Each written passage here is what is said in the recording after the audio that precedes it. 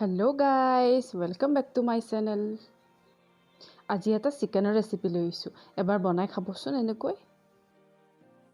এই ৰেচিপিটো বনাবলৈ মই চিকেন লৈছো ইয়াতে 1 কিলো। ডাঙৰকৈ কাটি লৈছো পিচবোৰ। এখিনি মেৰিনেট কৰিবলৈ ইয়াতে মই 1 চামুচ লৈছো হালধিৰ গুৰি, 2 চামুচ লৈছো ৰেড চিলি পাউডাৰ, আধা চামুচ লৈছো জিৰাৰ পাউডাৰ আৰু আধা চামুচ ধনিয়াৰ পাউডাৰ আৰু আধা চামুচ মিট মছলা লৈছো ইয়াতে আৰু অকনমান সোৱাদ অনুসৰি নিমখ, বেছিকৈ নিদিও অকনমান নিমখ দি এতিয়া এখিনি অকনমান লৈছো ইয়াতে মই নেমু টেঙাৰ নেমু নাথাকিলে তেতিয়া হলে আপোনালোকৰ ভিনেগাৰ লব 1 চামুচ আৰু এইখিনি ভালদৰে খানি লব।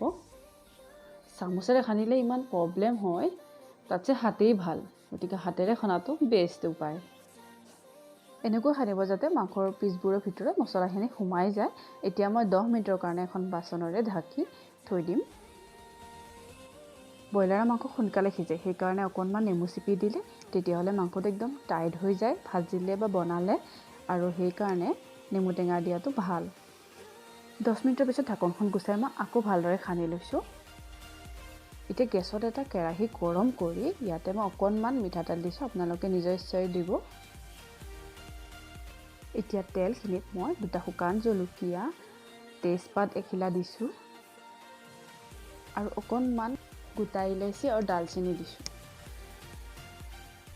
আৰু ইয়াতে মই 4টা ডাঙৰ পিয়াজ লৈছো, তেলখিনিত দি অকনমান ভাজিম।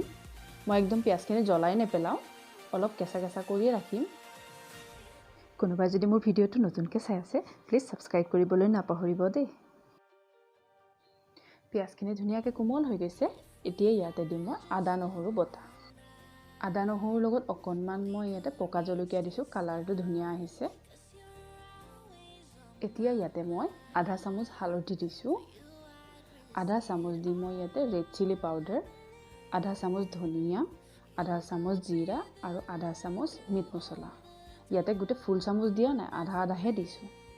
মাংসখিনি মেৰিনেট কৰোঁতে অকনমান মছলা দিছিলো যে, সেই কাৰণে ইয়াতেও কম পৰিমাণৰ মছলাখিনি দি দিছো।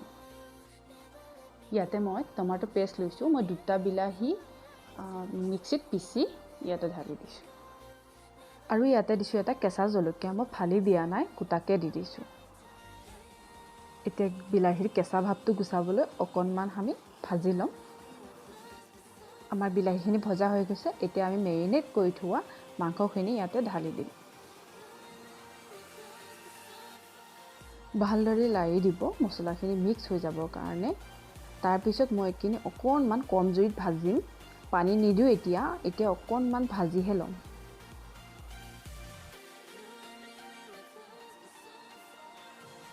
ঢাকন মাৰি মই এইটো 10 মিনিটৰ কাৰণে ভাজি লম। একদম কম জুইত ভাজিম। মই মাজতে এবাৰ লাৰি দিছিলো তলত লাগি যাব বুলি, কিন্তু লগা নাছিল। এতিয়াও পানী আছেই।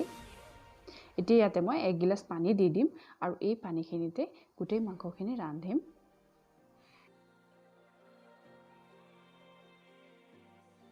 মাংসত সদায় এবাৰ বা দুবাৰে পানী দিব লাগে, তেতিয়াহ'লে যিখিনি পানী আছে ন মাংসৰ লগত মিক্স হৈ ইয়াৰ যিটো গ্ৰেভি ওলাই ন সেইটো খুব সোৱাদ হয়।